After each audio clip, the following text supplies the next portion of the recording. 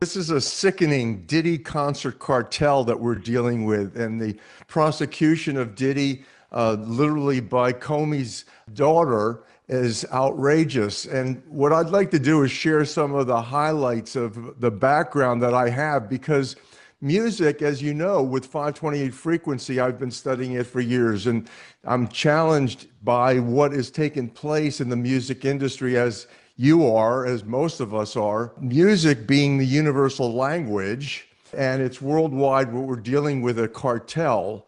You know, when you're dealing with a deep state music industry syndicate, and that nobody wants to talk about this. But music is so important because it's based on frequencies that impact our health and emotions. You know, so many of us realize that certain music causes dissonance in our bodies and in our emotions. It doesn't make us feel very good, versus other music is soothing, uplifting, and healing. So the question becomes then, what if the entire industry is being controlled by sociopaths, by sociopathic deep state industrialists who monopolize the music industry as the quintessential part of a social engineering and profitable depopulation scheme? What if degenerating civilization via music and all of the intelligence and consciousness, degenerating all of it by corrupting the music industry, is evidenced in Diddy's alleged sham prosecution and slap on the wrist conviction? Psychosocial pathology is what we're talking about. It's degenerating aggression and cultural degeneration. That's what we're witnessing socially. We're witnessing on the headline news every evening. Aggression, cultural degeneration, stupidity. And it's central to profitable population control and depopulation. And that's the deep state social engineering agenda. You know it, I know it, most of us who are awake and aware, and we're called conspiracy theorists, and we're called, you know, whatever else they want to slap us with, you know, to degrade us and basically undermine the truth that shall set us free, which is what we're talking about now. You know, this is what nobody wants to really address: the power of the music industry and the monopolization of it. So the consolidation and monopolization of the music industry is what is literally heavily engaged with Diddy's not only activities, but prosecution. What in my opinion is a disgustingly failed prosecution of Diddy, who awaits now to be sentenced. Artist representation, Diddy's artist representation, his concert administration, his ticketing companies, all of them are part of a racketeering enterprise that are intertwined with partnerships and financial agreements. The big three devil doers in this industry worldwide are Sony, which is Diddy's recording label, the Universal Music Group, which is NBC Universal Music Group, and now you're talking about Bill Gates, of course, MSNBC, what we see as the most woke of all, the most left wing of all of the mainstream media. And then you have also the connection there with Edgar Bronfman Jr. that ties directly the Universal Music Group into Chelsea Clinton, who serves Barry Diller with Edgar Bronfman in what's called IAC, which is a huge medium organization. And they have been the leading financiers for the Democratic Party candidate Hillary Clinton. So that's very important. The top institutional investors, by the way, in all of these different parts of the racket is Vanguard Group, BlackRock, and State Street.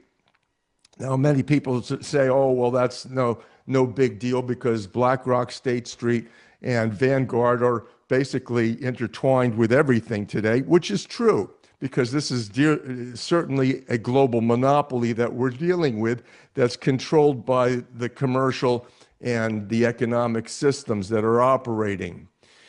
for globalization, mind you.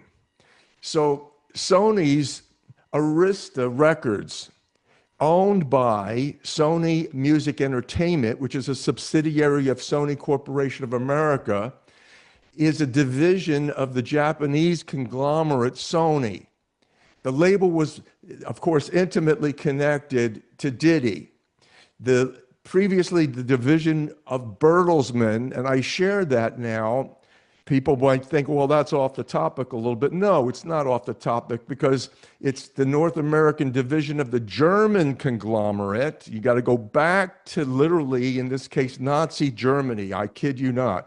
Arista was established in 2018 along with RCA, and you've got to go into RCA in the 1930s already in developing frequency warfare, frequency weapons for military operations. So that deals with music, the music industry, and what we're witnessing, and that what took place literally during the 1930s, 1938, mind you, particularly associated with Hitler and the Nazi rise in power. You had Joseph Goebbels, who promoted the music industry standard of A440 standard tuning, which creates in musicology what's called the devil's tone. I kid you not. Right. It's F sharp. It's a augmented fourth or diminished fifth. It's very aversive. It's very distressing. It's sickening. And basically, it's diseasing. And that is the music that we are witnessing and listening to in the music industry in the Western world. It's been set. Joseph Goebbels went into the British Standards Institute on behalf of the Rockefeller cartel and virtually demanded that the Western world's music be set at the standard tuning of A440 instead of what is natural and relaxing and healing A444 that gives you C528, the base of the scale, in sync with the heart of nature. So the color that you actually see behind me, that is the color of chlorophyll that gives us oxygen. That's at the heart of sunshine. It resonates at the heart of sunshine. That's the greenish color behind me that the aurora borealis actually projects. So you got to go back to the early history. RCA was intimately connected to this German-financed Cartel. Germany's Deutsche Bank was heavily involved in financing it, and BASF also were at the forefront of advancing acoustic weapons for use in frequency warfare. BASF, mind you, is the largest chemical producer in the world. In 1925, the company merged with several German chemical companies to become the infamous conglomerate known as IG Farben. IG Farben would go on to play the major role in the economy of Nazi Germany under the leadership of Karl Bosch. And BASF founded IG Farben with Hoechst, Bayer Aspirin Company, and other companies, including a full married partnership with Rockefeller Standard Oil Company. So that's the history that now this Diddy Combs Bad Boy Entertainment partnership with Sony and Arista comes out of. That's the background. And it resulted in a revolutionary shift in the music business. At the forefront, they advanced rap, hip hop. These movements have degenerated culture to the max. And it's created the climate of cultural degeneration, a helter-skelter reorientation for profitable depopulation, psychopathology for aggression, and criminal operations, including sex exploits, as Diddy was basically found to be guilty of. Now, let me just give you a taste of the lyrics of Diddy's music. Now, this particular set of lyrics comes from a song that's called, quote, What's Love? So this provides a great example. It caught my attention because my whole thesis is that that green color behind me, the heart of nature, the heart of the musical mathematical matrix of divine design, universal design, and the administration of the universe musically, mathematically by God, this is intimately connected, I claim, with love. I call it love 528 frequency because love, the universal healer, and music is the universal language. We put them together with technologies, electroceuticals, different devices that can generate and broadcast 528 frequency for healing. That's most important. So this caught my attention. Diddy's song is called What's Love? Let me give you the lyrics here. Here it starts, quote, yeah, oh yeah, we're off the grid. No phones allowed. Yeah, fuck with me, yo. But yo, let me tell you all about my love story. Check this out. Fighting demons, yo. Got your reasons, oh. Put that weight on me, bae. Show me where you hide your secrets, yeah. We should repent, hey. Jump off the deep end, yeah. If I ever give you my blessing, baby, better keep it. 'Cause I'm a mean one, huh? That's right. I'm mean when I say I'm done, but I'll fight for you, boy. Here's the chorus. 'Cause what's love if you can't drown in it? What's love if it ain't God in it? Tell me, what's love if you don't spend time with it? Yeah, they can try, but they can't fuck with it. Not really, not really, come on. They ain't fucking with us. Not really, not really, not really, not really. This love too real for them. They ain't fucking with us. Not really. End quote. That's the degeneration of the mentality that's been socially engineered to destroy particularly the Black community. It's disgusting, despicable, unconscionable. That is the degeneration that they have administered to control the entire population. Now, Comey comes into play. In headline news over the last 24 hours, you've seen that the FBI has an investigation into Comey's engaged in the Russian hoax, intimately tied with the CIA director, John Brennan, who is a nemesis and an enemy of Trump, hates the Trump administration, everything having to do with it. They literally tried everything possible, it's been in the news, to destroy Trump, to actually even murder him and get him out of the way. The sham criminal prosecution of Diddy by Comey's daughter, Maureen Comey, raises tremendous red flags. The daughter of the deep state's former FBI director, Comey, was a leading prosecutor in Diddy's trial, which charged 6 trafficking and racketeering charges. Although the jury acquitted Diddy on the most egregious charges, he was found guilty on 2 counts related to transporting women for prostitution. No conspiracy, no racketeering conviction. That completely favored the concealment of what's really happening here with the global cartel and the racketeering enterprise. Diddy is represented in Hollywood, by the way. This is now getting into a deeper level of deep state analysis.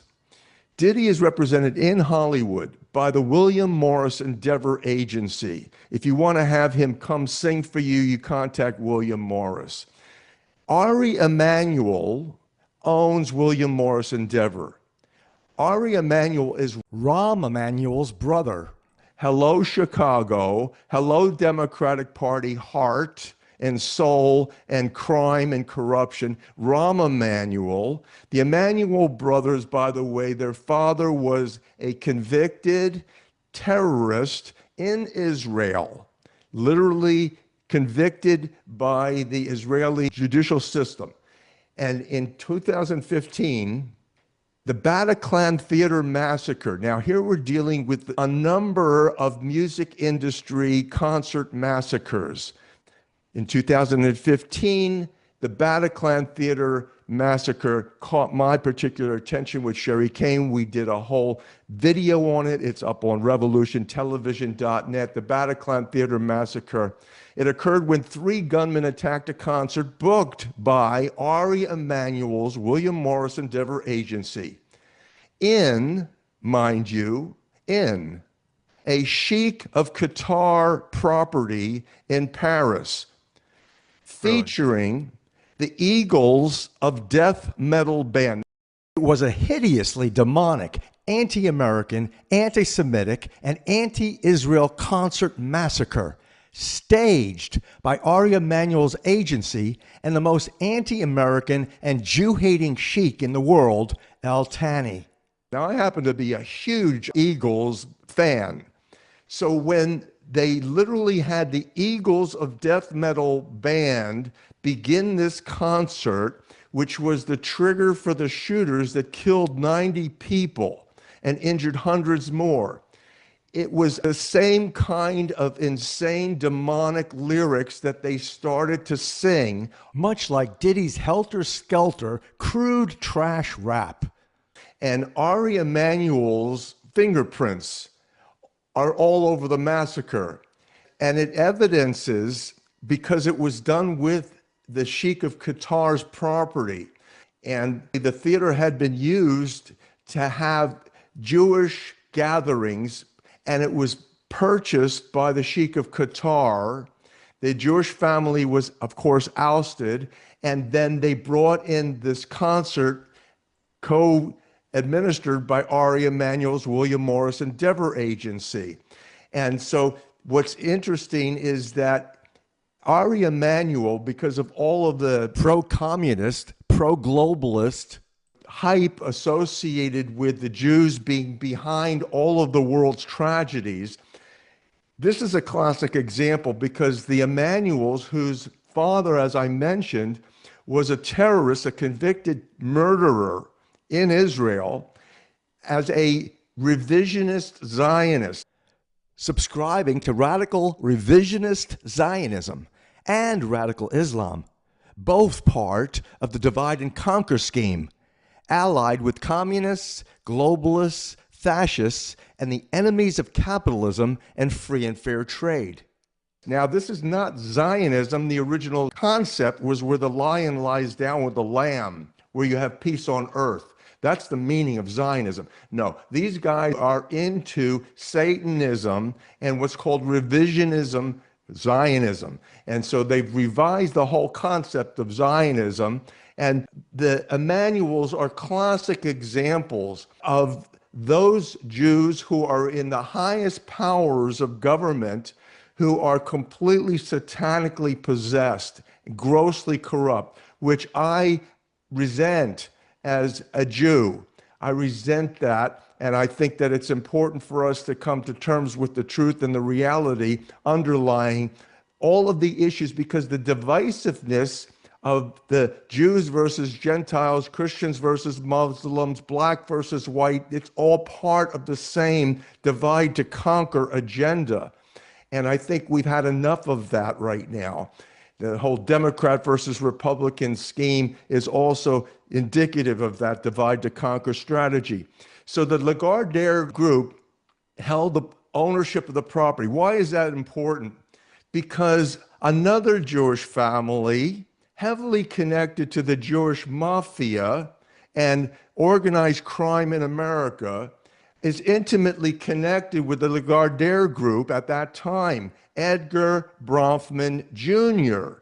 So, when you start to study the Bronfman cartel, the Bronfman crime family, which held Seagrams and were connected to the bootlegging and made their huge amounts of money bootlegging during the Prohibition period. Well, Edgar Bronfman Jr. went on to work for Barry Diller. I mentioned IAC Media Conglomerate. And I didn't mention Diller is the chairman and senior executive of IAC and the Expedia Group. He founded, get this, Fox Broadcasting Company with Rupert Murdoch. That's Barry Diller. Now, Barry Diller started his career in the mailroom, that is the intelligence center, at the William Morris Hollywood Headhunter Agency, now controlled by Ari Emanuel. And the Bronfman's presence in this racketeering enterprise ties into Keith Raniere's NXIVM sex cult in New York's Finger Lakes region. You might remember Hunter Biden actually has a couple pictures on the internet with his tattoo on his back showing the Finger Lakes. It's a tattoo of the Finger Lakes on Hunter Biden's back. The reason for that, apparently, is because that is the seat of the NXIVM sex cult. And Edgar Bronfman Sr. was also intimately connected. The two Bronfman sisters are supposedly now currently doing jail time because of their involvement with Keith Raniere in the NXIVM sex cult in the New York's Finger Lakes region. Now, that also ties into the Jewish mafia, the mega group, because you see, the Bronfman cartel and the Bronfman clan is connected to Les Wexner. Wexner is engaged heavily as a member of the mega group. So that connects to Jeffrey Epstein and his sexual escapades. So the intelligence gathering sexcapades that Epstein administered is associated with this cartel and the deadly music concert industry that's also associated with at least 3, if not more, serious criminal operations at concerts. You had, besides the Bataclan Theater massacre, you had the Route 91 Harvest Festival shootings in Las Vegas in 2017, resulting in 60 deaths and over 800 injuries. Live Nation was intimately connected to this concert, whereby James Murren, who is MGM Grand's director, chief director, who also operates as the President of the United States chief advisor on infrastructure security, integrating public and private operations, that is, corporations as well as the federal government, looking at infrastructure security, looking at energy grid, for example, securing the operations and the energy grid in the United States. That's James Murren's turf. And James Murren shorted the MGM Grand stock just prior to the massacre, and then, of course, repurchased it after the stock recovered. So that's James Murren, MGM Grand. And Murren's fellow inside traders, aside from George Soros, includes Michael Chertoff, the leading national security commercial enterprise official. Chertoff moved about a dozen CIA operatives into his private, for-profit Chertoff Group. This security industrialist used the Las Vegas massacre fright to fuel his multi-billion-dollar security businesses with his co-investors, all connected to the CIA, inside trading intelligence, and mass murders at concerts. So at the Las Vegas Deep State Massacre, you didn't just have the solo shooter. You didn't just have this Stephen Paddock. You had at least 3. We have videotape evidence. We were there. We literally interviewed a lot of people at the hotels. We interviewed several of the people that were shot. There was at least 3 different shooting groups. It was a triangulation at the concert event. And so this was what was secreted. It was buried. The entire operation was censored. Now add to that the Live Nation event at Astroworld, at the Astroworld Festival, featuring rapper Travis Scott, which resulted in 10 fatalities. What happened was They broadcast the Devil's Tone, A440 and 741 hertz, jarring music, and created hellish-like fire, huge chaos erupted, along with satanic lyrics once again. So here you have, at the Bataclan Theater massacre, you had satanic lyrics. Here again, you have Astroworld satanic lyrics, just like rapper Diddy. You see, this is what the whole cultural indoctrination involves. and chaos, helter skelter, literally satanic demonization of the audience occurred. And as a result, there was pushing and shoving, and basically chaos erupted. 10 people were killed. Let's go!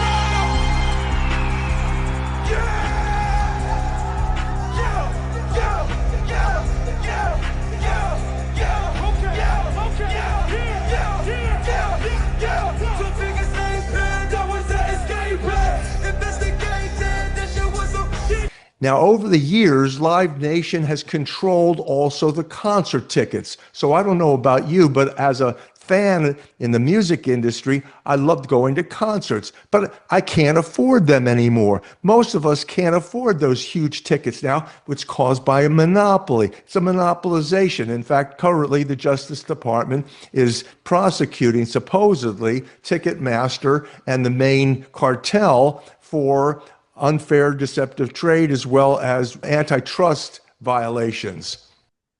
And Ticketmaster has been linked to at least 200 deaths and 750 injuries at its events in 7 countries throughout the world since 2006. Now, all the while, since the Rockefeller IG Farben cartel imposed the A440 standard tuning concert pitch on the Western world in 1938, the music industrialists have been suppressing the great news, the natural therapeutic frequency resonance of 528 frequency tuning, which is A444, 4 cycles per second different from what they've imposed, which causes dissonance and jarring. That difference makes a huge impact on body physiology and metabolism and emotions and feelings. In essence, with Diddy and his sham prosecution, we're dealing with a deep state racketeering enterprise. And deep state and Diddy protection racket. Administered by psychosociopaths, Satanists, and serial killers. And the remedy I prescribe is getting a tune-up. Tuning up our, not just music, but our lyrics as well. Retuning our music, getting a tune-up to 528 frequency, which is therapeutic.